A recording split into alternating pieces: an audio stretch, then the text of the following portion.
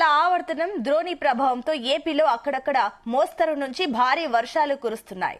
మరో 2 రోజుల పాటు భారీ వర్షాలు పడతాయని వాతావరణ శాఖ తెలిపింది.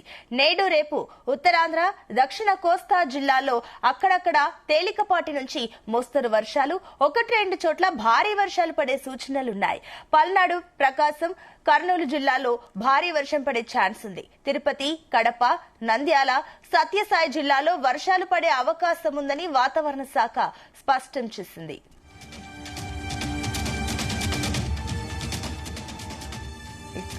రైట్, ఇదే అంశానికి సంబంధించి మరిన్ని డీటెయిల్స్ మా కరెస్పాండెంట్ నాగేశ్వరరావు అందిస్తారు. నాగేశ్వరరావు. ఆంధ్రప్రదేశ్ రాష్ట్రంలో వానలైతే జోరు మీద ఉన్నాయి. గత 2 రోజులుగా కూడా ఆంధ్రప్రదేశ్ వ్యాప్తంగా వర్షాలు పడుతున్న పరిస్థితి అయితే ఉంది.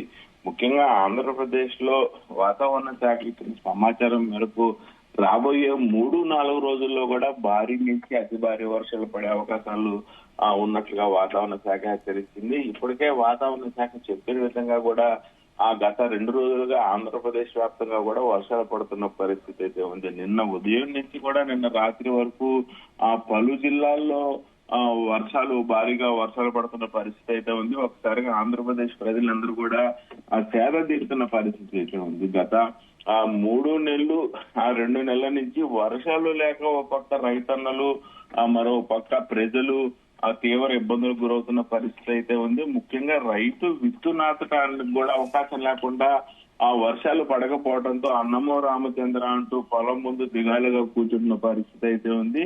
నేడు ఒకసారిగా వర్షాలు పడటంతో రైతన్నల కళ్ళలో ఆనందం కొంత మేరకు కనపడుతుంటే రాష్ట్ర వ్యాప్తంగా ప్రజలు కూడా సంబరాలు చేసుకుంటున్న పరిస్థితి ఉంది. దీనికి ప్రధాన కారణం కూడా గత 3 నెలల నుంచి, ముఖ్యంగా ఒక నెలన్నర నుంచి ఎండాకాలంలో ఎలాగా ఉంటుందో వాతావరణం అలా ఉన్న పరిస్థితి ఉంది. భారీగా ఎండలు రావటం, ఆ ఎండకు ప్రజలు తీవ్ర ఉక్కపోతకు గురవటం, అలాగే ఎక్కడ కూడా వేడిని తట్టుకోలేక ఇళ్లలో నుంచి బయటికి రాలేని పరిస్థితి ఉందంటే వర్షాకాలాన్ని మించిన ఎండాకాలాన్ని మించిన వర్షాకాలంలో వేడి ఉన్న పరిస్థితి అయితే ఉంది. ఈ నేపథ్యంలోనే వర్షాలు రాష్ట్ర వ్యాప్తంగా కురుస్తున్న నేపథ్యంలో ఆంధ్రప్రదేశ్ ప్రజలందరూ కూడా ఒక పండగ వాతావరణాన్ని చేసుకుంటున్నట్లు కూడా ఎటువంటి సందేహం లేదు. ముఖ్యంగా ఉపరితల ఆవర్తన ద్రోణి ప్రభావంతో ఆంధ్రప్రదేశ్ లో అక్కడక్కడ మోస్తరు నుంచి భారీ వర్షాలు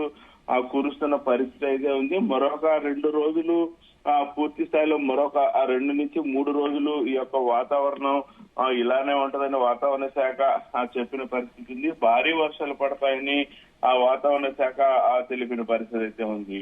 నేడు రేపు ఉత్తరాంధ్ర, దక్షిణ కోస్తా జిల్లాల్లో అక్కడక్కడ తేలికపాటి నుంచి మోస్తారు వర్షాలు పడతాయని, 1-2 చోట్ల మాత్రం ఖచ్చితంగా భారీ వర్షాలు కురిసే అవకాశం ఉండటంతో అధికారులందరూ కూడా అప్రమత్తతో ఉండాలని ఇప్పటికే ప్రభుత్వం సూచించిన పరిస్థితి ఉంది. జిల్లా కలెక్టర్లు, జిల్లా యంత్రాంగం మొత్తాన్ని కూడా అప్రమత్తంగా ఉండాలని, పూర్తి స్థాయిలో ఎక్కడ ప్రజలకు ఇబ్బంది లేకుండా సన్నిధం చూసుకోవాలని చెప్పారు. ముఖ్యంగా పల్నాడు జిల్లా, ప్రకాశం జిల్లా, కర్నూలు జిల్లా, ఈ 3 జిల్లాల్లో భారీ వర్షాలు పడే అవకాశం ఉందని కూడా వాతావరణ శాఖ తెలిసింది. అలాగే తిరుపతి, కడప, నంద్యాల, సత్యసాయి జిల్లాల్లో భారీ నుంచి మోస్తరు వర్షాలు పడే అవకాశం ఉందని కూడా వాతావరణ శాఖ స్పష్టం చేసిన పరిస్థితి ఉంది. ముఖ్యంగా పశ్చిమ వాయువ్య గాలులు ప్రభావంతో తీరం వెంబడి గంటకి 40 నుంచి 50 కిలోమీటర్ల వేగంతో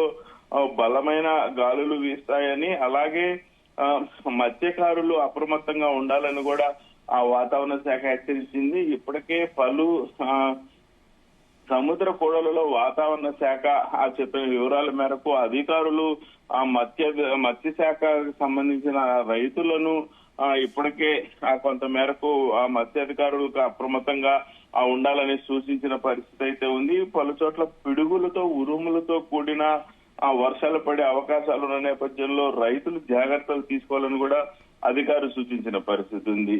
ఉత్తర కోస్తాంధ్ర, యానం పరిసర ప్రాంతాల్లో ఉపరితల ద్రోణి ఉండటంతో వాయువ్య దిశగా బంగాళాఖాతంలో కొంత మేరకు పశ్చిమ దిశగా కొంతమేర గాలులు వీస్తున్నట్లు కూడా అయితే వాతావరణ శాఖ తెలిపారు. వీటి ప్రభావంతో వాయువ్య బంగాళాఖాతం ఆనుకొని ఉన్న పశ్చిమ మధ్య బంగాళాఖాతంలో ఈ నెల 13న అల్పపీడనం ఏర్పడే అవకాశం కనిపిస్తున్నట్లుందని, ఇది బలపడి తీవ్ర అల్పపీడనంగా మారే సూచనలు కూడా ఉన్నాయని, దీని ప్రభావంతో రాబోయే 2 రోజులు ఖచ్చితంగా వర్షాలు కురుస్తాయి, జోరందుకునే అవకాశం ఉందని కూడా వాతావరణ శాఖ అధికారులు అంచనా వేస్తున్న పరిస్థితి అయితే ఉంది.